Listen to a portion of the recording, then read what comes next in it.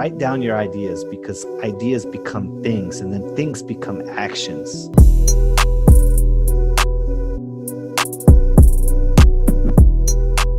So what is maybe a best tool that you've currently been using that you feel has been serving you well? It could be an application, notepad, anything that helps you excel throughout your day. So I've, once COVID kind of hit and we were locked in place, I started riding my bike every day.